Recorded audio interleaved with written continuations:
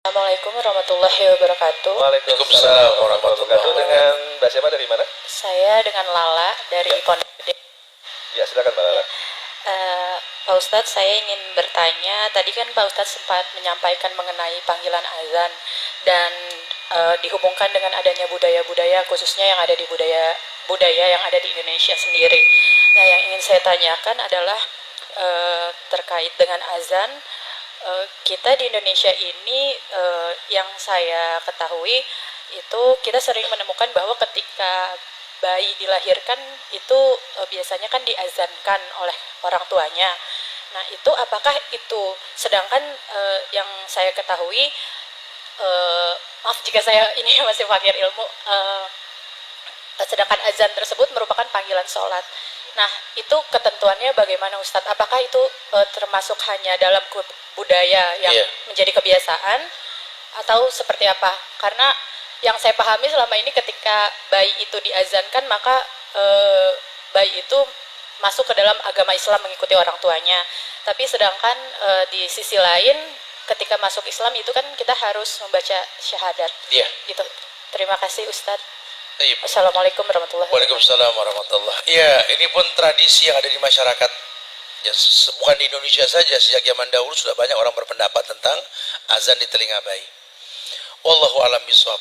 Terjadi khilaf ulama, tapi jumhur ulama mengatakan bahwa tidak sahih hadis tersebut. Bukan berarti bayi tidak boleh mendengar azan, karena azan itu seindah-indahnya panggilan. Tapi dikembalikan hukum bahwa azan untuk sholat tadi.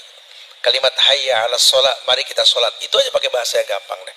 Kayak orang yang ngirim Al-Fatihah, ada kalimat ayat, ihdinas siratal mustaqim, tunjuki kami jalan yang lurus. Kami siapa? Yang baca. Kenapa kasih orang? Kalau dikasih orang jadi ihdihi. Kalau kasih kami ihdinas siratal mustaqim, ya, memang terjadi khilaf di situ. Adapun tentang azan di telinga bayi ini, di kitab Adawad Dawa Ibnu Qayyim al-Jauziyah, salah seorang ulama yang memperbolehkan, ya, yang memperbolehkan. Tapi rujukan hadis secara ilmiah tidak ada hadis yang sahih. Lau kana khairan la sabaquna ilai. Kalau seandainya baik, para sahabat sudah melakukan, dan tak ada sahabat pun yang melakukan itu. Buat kita menyikapi khilaf yang ada, bagaimana Ustaz? Kembalikan ke hukum asal supaya nggak terjadi khilaf. Kalau memang azan untuk orang sholat, maka kembalikan ke situ. Wallahu alam bishawab, ya.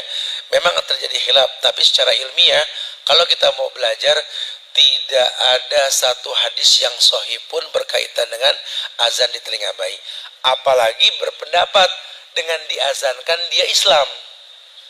Padahal dalam Islam, kullu mauludin yuladu alal fitrah. Setiap bayi yang lahir pasti Islam. Kita ambil anak orang kafir lahiran, bayinya kita ambil. Gede nggak perlu syahadat, dia Islam. Anda Muslim, ikut pengajian, nggak perlu syahadat. Ini kan banyak organisasi-organisasi Islam ini yang nyuruh anak muda ikut kajian Islam, mereka suruh syahadat lagi. Nggak perlu, kecuali murtad, syahadat. Tidak ada. Ya, azan itu mengidentikan keislaman seseorang. Dengan diazankan dia Islam, tidak. Ya, kalau memang dia mau masuk Islam, ya dia bersahadat. Tapi kalau bayi yang lahir dia sudah Islam, fa abawahu yuhawidani ayunassirani ayumajjisani, kata Rasul. Orang tuanya lah yang membuat dia menjadi Yahudika, Nasranika, Majusika. Wallahu a'lam bishawab. Nah.